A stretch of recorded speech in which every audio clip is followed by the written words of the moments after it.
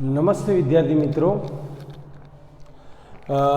વિષય BA ધોરણ 11 ધંધાકીય વ્યવસ્થાના સ્વરૂપ 2માં હું તમારું હાર્દિક સ્વાગત કરું છું.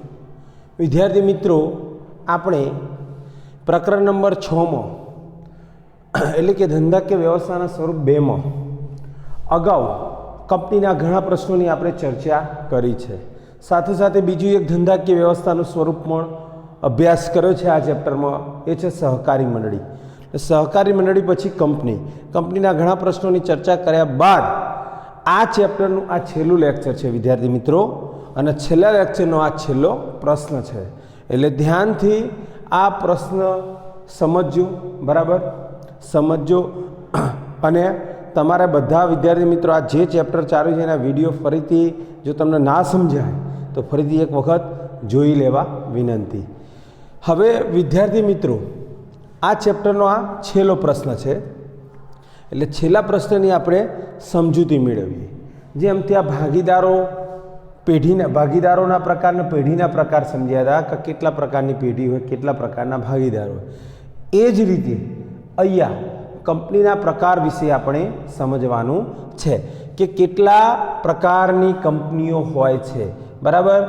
દરેક કંપનીમાં શું બધી બીજી કંપનીથી જુદું જુદું હોય છે, કેવી રીતે એક કંપની બીજી કંપનીથી જુદી પડે છે. તો અહીંયા કંપનીના મુખ્ય 4 પ્રકાર છે વિદ્યાર્થી મિત્રો, બરાબર સમજો. તમને પ્રશ્નમાં ગમે તે રીતે પૂછવામાં આવે કે ચલો કંપનીના પ્રકારો પૈકી વર્ચસ્વની દ્રષ્ટિએ અને નોંધણીની દ્રષ્ટિએ કંપનીના પ્રકારો સમજાવો, તો ફક્ત વર્ચસ્વની દ્રષ્ટિએ અને નોંધણીની દ્રષ્ટિએમાં જેટલા પેટા પોઈન્ટ આવતા હોય એ જ તમારે સમજાવવાના છે. તો અહીંયા કંપનીના પ્રકારો ટોટલ મુખ્ય 4 પ્રકારો છે. એક સભ્ય સંખ્યાની દ્રષ્ટિએ, ત્યારબાદ ખાસ કાયદા દ્વારા અસ્તિત્વમાં આવતી કંપની, વર્ચસ્વની દ્રષ્ટિએ અને નોંધણીની દ્રષ્ટિએ. હવે સભ્ય સંખ્યાની દ્રષ્ટિએમાં 3 મુખ્ય પાછા પ્રકારો પડે છે. એક છે જાહેર કંપની, બીજી છે ખાનગી કંપની અને ત્રીજી છે એક વ્યક્તિની કંપની. હવે જાહેર કંપનીમાં પાછા 3 પ્રકારની કંપનીઓ હોય, બરાબર. શેરમૂડીથી મર્યાદિત, બાહેધરીથી મર્યાદિત ને અમર્યાદિત જવાબદારીવાળી. એ જ રીતે ખાનગી કંપનીમાં પણ એ જ 3 પેટા પ્રકાર આવે છે. એક વ્યક્તિની કંપનીમાં કોઈ પેટા પ્રકાર નથી. ખાસ કાયદા દ્વારા અસ્તિત્વમાં આવતી કંપનીમાં પણ કોઈ પેટા પ્રકાર નથી. વર્ચસ્વની દ્રષ્ટિએ 2 પ્રકારની કંપનીઓ જોવા મળે છે, એક શાસક કંપની અને બીજી ગૌણ કંપની. જ્યારે નોંધણીની દ્રષ્ટિએ પણ 2 પ્રકારની, એક ભારતીય કંપની અને એક વિદેશી કંપની. હવે આ બધા જ પ્રકારોને આપણે એક પછી એક સમજતા જઈશું. હવે સૌપ્રથમ છે સભ્ય સંખ્યાની દ્રષ્ટિએ. હવે સભ્ય સંખ્યાની દ્રષ્ટિએ વાત કરીએ તો જાહેર કંપની, ખાનગી કંપની અને એક વ્યક્તિની, આ 3 પ્રકારોને આપણે સમજીએ. વિદ્યાર્થી મિત્રો, હવે તમને ઘણી વખત એવું પણ પૂછવામાં આવે કે જાહેર કંપની અને ખાનગી કંપની વચ્ચે શું તફાવત છે. તો અહીંયા આ પ્રશ્નો હું તમને સમજાવીશ કે જાહેર કંપની કોને કહેવાય અને ખાનગી કંપની કોને કહેવાય. તો પહેલાં જાહેર કંપની કહેવું હોય તો પહેલો પોઈન્ટ કહેવું હોય તો જે કંપનીમાં ઓછામાં ઓછા 7 સભ્યો, જે કંપનીમાં ઓછામાં ઓછા 7 સભ્યો અને વધુમાં વધુ સભ્યો અંગે કોઈ પણ પ્રકારનું નિયંત્રણ ન હોય એવી કંપનીને જાહેર કંપની તરીકે ઓળખવામાં આવે છે. પહેલો પોઈન્ટ સમજો. જાહેર કંપનીમાં કેટલા સભ્યો હોય છે? તો કે ઓછામાં ઓછા 7 સભ્યો, વધુમાં વધુ સભ્યો અંગે કોઈ નિયંત્રણ નથી. આ બરાબર એનું પહેલું લક્ષણ છે, બરાબર સમજતા જજો. હવે બીજું લક્ષણ કેવું હોય જાહેર કંપનીને ઓળખવા માટે, તો જાહેર કંપનીના નામના છેડે, બરાબર સમજો, જાહેર કંપનીના નામના છેડે લિમિટેડ શબ્દ લગાવવામાં આવે છે, બરાબર. કોઈ પણ કંપની પાછળ લિમિટેડ શબ્દ લાગેલો હોય તો તમારે સમજવાનું કે આ કંપની કેવી છે, તો કે જાહેર કંપની છે. ત્રીજું લક્ષણ કેવું હોય મારે તો જાહેર કંપની શેર હોલ્ડરોને શેર કે ડિબેન્ચર ખરીદવાનું આમંત્રણ આપી શકે છે. એટલે મતલબ કે જાહેર કંપની શેર કે ડિબેન્ચર બહાર પાડી અને એને ખરીદવા માટેની જાહેર જનતાને શું કરી શકે છે? આમંત્રણ આપી શકે છે. આ એનું ત્રીજું લક્ષણ છે. ચોથું લક્ષણ કેવું હોય તો જાહેર કંપનીના શેર કે ડિબેન્ચરની ફેરબદલી પર કોઈ નિયંત્રણ હોતું નથી. એટલે કે તમે જાહેર કંપનીના જ્યારે શેર કે ડિબેન્ચર ખરીદો તો એ શેર કે ડિબેન્ચરની તમે શું કરી શકો છો? ફેરબદલી કરી શકો. ખરીદ્યા પછી એનું તમે શું કરી શકો છો? તો કે વેચાણ કરી શકો છો. એટલે એવી કોઈ ફેરબદલી અંગે કોઈ નિયંત્રણ હોતું નથી. તો આ જાહેર કંપનીના લક્ષણો છે, એને ઓળખવા માટે બરાબર જાહેર કંપનીના સભ્ય સંખ્યાની દ્રષ્ટિએ એટલે કે 3 પ્રકારની જાહેર કંપની હોય. એક શેરમૂડીથી મર્યાદિત જવાબદારીવાળી, બાહેધરીથી મર્યાદિત જવાબદારીવાળી અને અમર્યાદિત જવાબદારીવાળી. હવે શેરમૂડીથી મર્યાદિત જવાબદારીવાળી કંપની એટલે કેવી જાહેર કંપની? તો જે જાહેર કંપનીમાં સભ્યોની જવાબદારી તેમને ખરીદેલા શેરની મૂળ કિંમત પૂરતી જ હોય.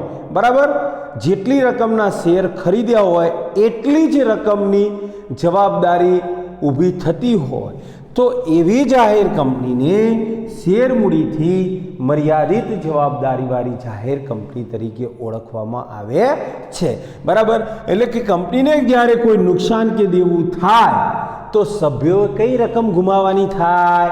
તો કે સભ્યોએ ફક્ત ને ફક્ત એમને ખરીદેલા શેરની જે મૂળ કિંમત છે એ મૂળ કિંમતની જ રકમનું એમને નુકસાન ઉપાડવાનું થાય છે. બરાબર, તો એને શેર મૂડીથી મર્યાદિત જવાબદારીવાળી જાહેર કંપની કહેવાય. ત્યારબાદ બાહેધરીથી મર્યાદિત જવાબદારીવાળી જાહેર કંપની. તો બાહેધરીથી મર્યાદિત વાળી જવાબદારીવાળી જાહેર કંપની એટલે કે જે કંપનીના સભ્યોએ કંપનીને જેટલી રકમની બાહેધરી આપી હોય એવી જાહેર કંપનીને બાહેધરીથી મર્યાદિત જવાબદારીવાળી કંપની કહે છે.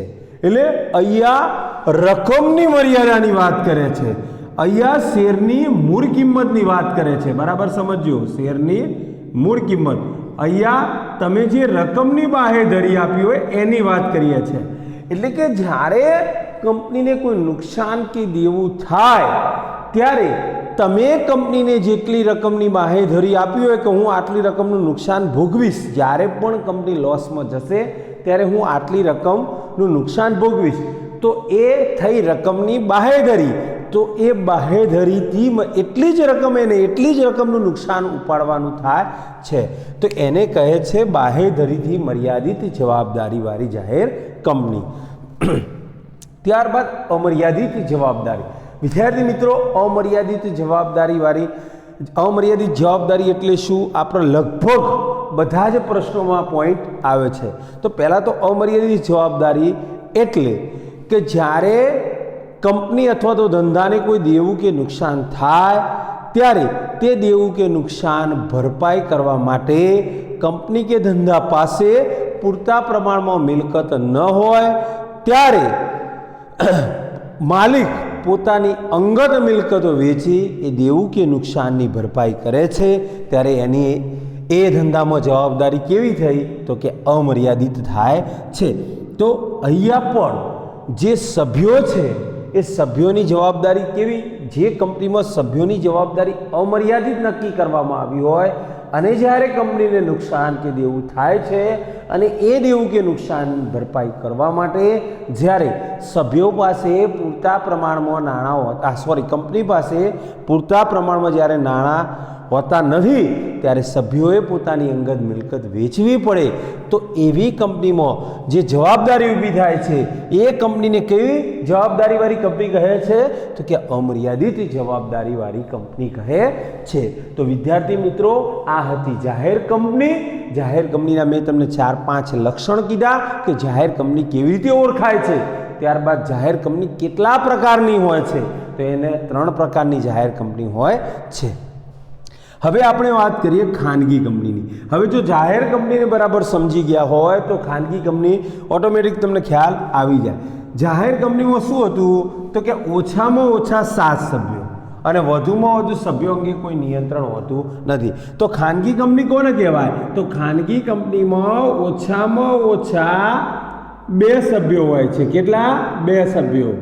જ્યારે વધુમાં વધુ અહીંયા સંખ્યા નિયંત્રિત કરવામાં આવે છે 200 સભ્યો.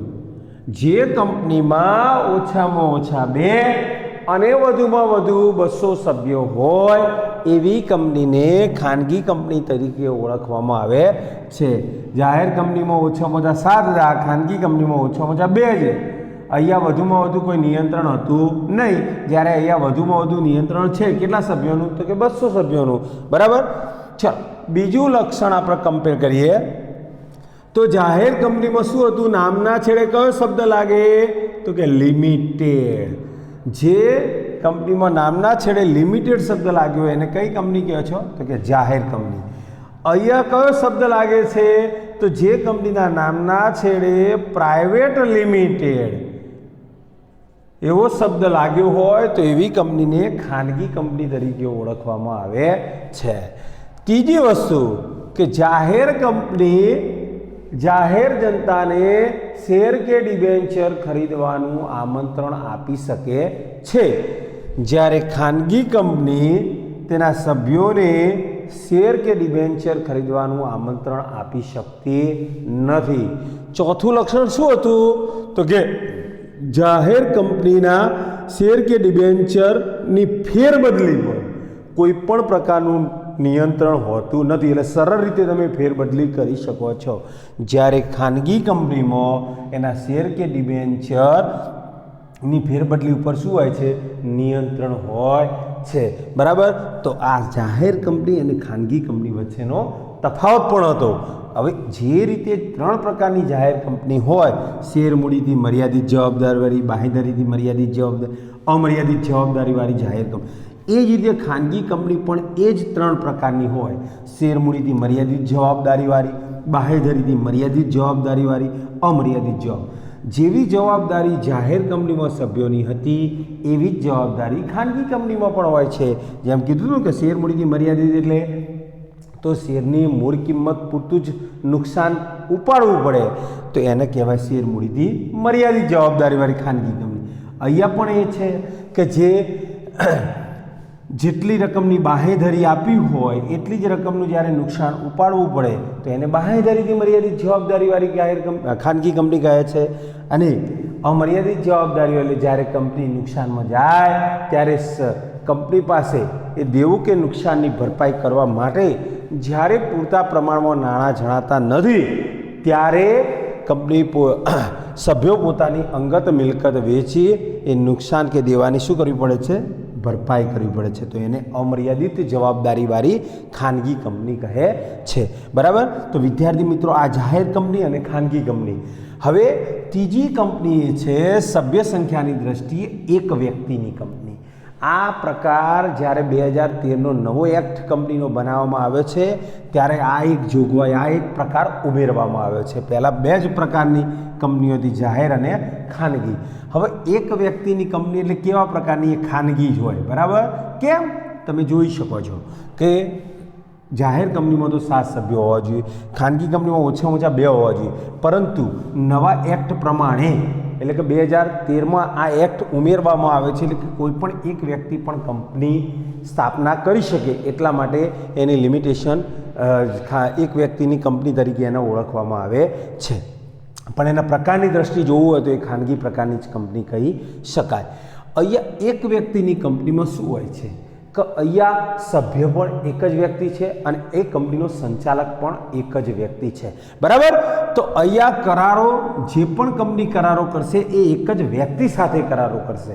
એટલે એક વ્યક્તિ જ્યારે કરારો કરશે એ કરારો માટે સંમતિ માટે એની કેવી લેખિત સંમતિ લેવામાં આવશે. કેવી સંમતિ લેવામાં આવશે? લેખિત. એટલે જ્યારે જે કંપનીમાં ફક્ત એક જ સભ્ય અને એક જ સંચાલક હોય એવી કંપનીને એક વ્યક્તિની કંપની તરીકે ઓળખવામાં આવે છે. બરાબર? એટલે બરાબર સમજો.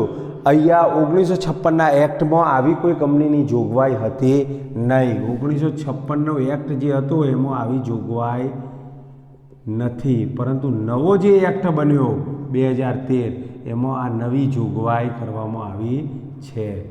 એટલે આ બરાબર યાદ રાખજો. એવી કંપનીને એક વ્યક્તિની કંપની કહે છે.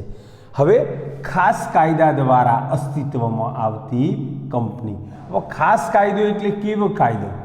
તો જેને સરકાર દ્વારા એપ્રુવલ મળતી હોય, જે સરકારનું એના ઉપર પ્રભુત્વ હોય, બરાબર, લોકો એના ઉપર વિશ્વાસ મૂકી શકે. એટલે ખાસ એટલે સંસદ, આપણું ખાસ કયો બેગ? સંસદ અને વિધાનસભા. તો સંસદ અને વિધાનસભાના ખાસ ઠરાવથી જે કંપની અસ્તિત્વમાં આવે એવી કંપનીને ખાસ કાયદા દ્વારા અસ્તિત્વમાં આવતી કંપની કહે છે. એટલે જ્યારે પણ આવી કંપનીનું નિર્માણ કરવાનું થાય છે ત્યારે સરકારના જે બે ગૃહ, સંસદ અને વિધાનસભામાં એને એપ્રુવલ મળવું જોઈએ અને મંજૂરી મળવી જોઈએ, અને મંજૂરી મળ્યા બાદ એ કંપની અસ્તિત્વમાં આવી શકે છે. તો આવી કંપની અત્યારે કઈ છે? તો કે એક RBI, reserve bank of India, એની સ્થાપના ખાસ કાયદા દ્વારા કરવામાં આવી છે. બીજી કોણ છે? તો કે એલઆઈસી, જે નિગમ છે, બરાબર, લાઈફ ઇન્સ્યોરન્સ કોર્પોરેશન, એ પણ શું કહેવાય? ખાસ કાયદા દ્વારા અસ્તિત્વમાં આવતી કંપનીઓ કહેવાય. એટલે સંસદ અને વિધાનસભાના કાયદા દ્વારા જે કંપની અસ્તિત્વમાં આવે છે એને ખાસ કાયદા દ્વારા અસ્તિત્વમાં આવતી કંપની તરીકે ઓળખવામાં આવે છે. હવે ત્યારબાદ છે ત્રીજો પ્રકાર, વર્ચસ્વની દ્રષ્ટિએ શાસક અને ગૌણ કંપની. હવે વર્ચસ્વની દ્રષ્ટિએ બે પ્રકાર છે. પહેલો છે શાસક અને બીજો છે ગૌણ. હવે શાસક કંપની કોને કહેવાય? તો હું તમને એક ઉદાહરણ દ્વારા સમજાવું. બંને પ્રકાર તમે સાથે સમજો તો તમને ખ્યાલ આવશે. ચલો, એ અને બી આ બે કંપની છે. કંપની એ અને કંપની બી, બરાબર. કંપની એ કંપની બીના 50%થી વધારે શેર એટલે કે હિસ્સો ધરાવે છે, અને કંપની બી એમાં 50%થી ઓછો હિસ્સો ધરાવે છે. હવે અહીંયા શું છે? શાસકનો મતલબ શું?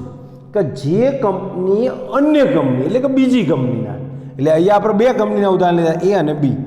તો જે કંપની એટલે આપણે એ કંપની સમજીએ કે અન્ય બીજી કંપનીના 50% કે તેથી વધુ હિસ્સો અથવા તો શેર ધરાવતી હોય તો એ કંપની અન્ય એટલે કે અન્ય બીજી કંપનીની કઈ કંપની કહેવાય? શાસક.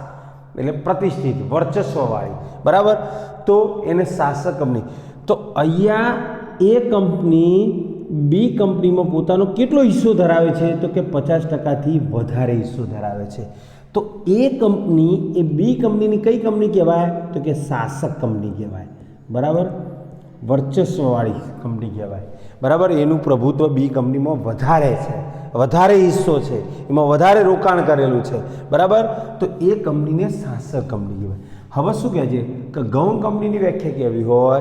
તો જે કંપની અન્ય કંપનીમાં અથવા તો જે કંપની અન્ય કંપનીની 50% કે તેથી ઓછા શેર ધરાવતી હોય એવી કંપનીને અન્ય કંપનીની ગૌણ કંપની તરીકે ઓળખવામાં આવે છે. તો અહીંયા બી કંપની શું થાય છે કે એમાં બી કંપનીમાં શું છે કે એનો હિસ્સો 50%થી ઓછો હોય. એ 50% એ કંપની એટલે એવું કહી શકાય કે એ કંપની એ બી કંપનીની શાસક કંપની છે, અને બી કંપની એ કંપનીની શું છે? ગૌણ કંપની છે. જેનો હિસ્સો 50%થી ઓછો હોય તો એને શું કહેવાય? ગૌણ કંપની. એટલે શાસકનો મતલબ છે વર્ચસ્વ વધારે, અને ગૌણનો મતલબ એમાં રોકાણ 50%થી ઓછું હોય તો એને ગૌણ કંપની તરીકે ઓળખવામાં આવે છે, બરાબર. તો આ હતી શાસક અને ગૌણ કંપનીની વાત. ત્યારબાદ ભારતીય કંપની. તો ભારતીય કંપની કોને કહેવાય?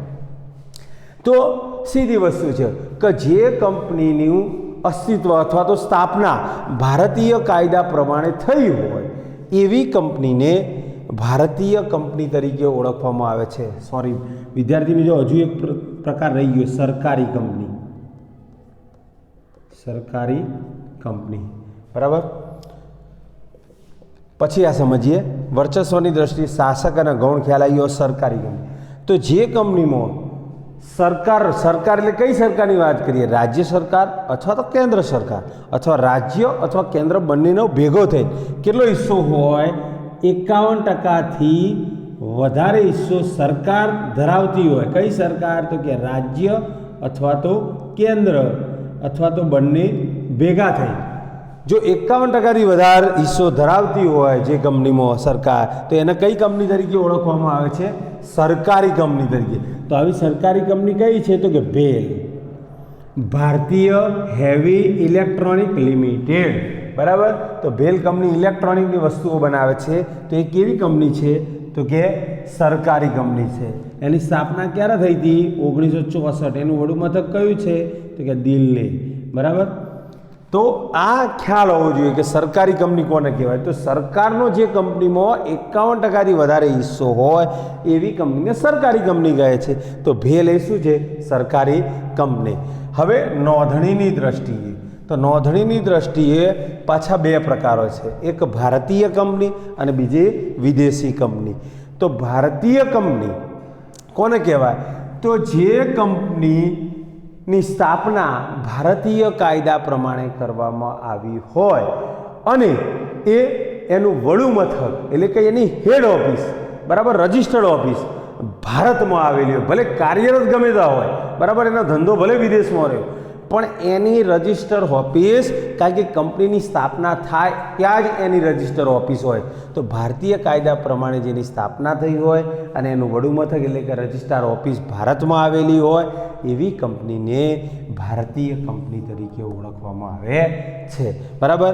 ત્યારબાદ વિદેશી કંપની. તો વિદેશી કંપનીમાં શું હોય? ભલે ધંધો ગમે ત્યાં કરતી હોય, આપણા દેશમાં કરતી હોય, પણ જે કંપનીની સ્થાપના વિદેશી કાયદા પ્રમાણે, આ કયો કાયદો હતો? ભારતીય કાયદા પ્રમાણે. અહીંયા વિદેશી કાયદા પ્રમાણે. તો જે કંપનીની સ્થાપના વિદેશી કાયદા પ્રમાણે થયેલી હોય અને એની હેડ ઓફિસ અથવા રજિસ્ટ્રાર્ડ ઓફિસ વિદેશમાં આવેલી હોય, પરંતુ એ ભલે કોઈ પણ દેશમાં કાર્યરત હોય, પછી ભારત હોય કે કોઈ પણ દેશમાં કાર્યરત હોય, તો એવી કંપનીને વિદેશી કંપની કહે છે. પોતાનો ધંધો તો ગમે તે જગ્યાએ કરી શકે, પણ એની સ્થાપના કયા કાયદા પ્રમાણે થઈ? તો કે વિદેશી કાયદા પ્રમાણે. એની રજિસ્ટર્ડ ઓફિસ ક્યાં આવેલી છે? તો જે દેશમાં એનો ઉદ્ભવ થયો છે, જે દેશમાં એના કાયદા પ્રમાણે એની સ્થાપના થઈ છે, એ જ દેશમાં એની રજિસ્ટર્ડ ઓફિસ આવેલી હોય. બાકી એ કંપની કોઈ પણ દેશમાં કાર્યરત હોઈ શકે છે. તો વિદ્યાર્થી મિત્રો, આ ટોટલ 1, 2, 3 અને 4 પ્રકાર હતા, બરાબર. સભ્ય સંખ્યાની દ્રષ્ટિએ મુખ્ય 3: 1 જાહેર કંપની, ખાનગી કંપનીને એક વ્યક્તિની કંપની, ખાસ કાયદા દ્વારા અસ્તિત્વમાં આવતી કોઈપણ કંપનીનો પેટા પ્રકાર નથી. વર્ચસ્વની દ્રષ્ટિએ 3 પ્રકારની છે: શાસક કંપની, ગૌણ કંપની અને સરકારી કંપની. નોંધણીની દ્રષ્ટિએ 2 પ્રકારની કંપની છે, એક ભારતીય કંપની અને એક વિદેશી કંપની. વિદ્યાર્થી મિત્રો, ધંધાકીય વ્યવસ્થાના સ્વરૂપ 2 ચેપ્ટર નંબર 6નું આ છેલ્લું લેક્ચર હતું. અહીંયા હું આ ચેપ્ટર પૂર્ણ કરું છું. અસ્તુ. જય હિન્દ, જય ભારત.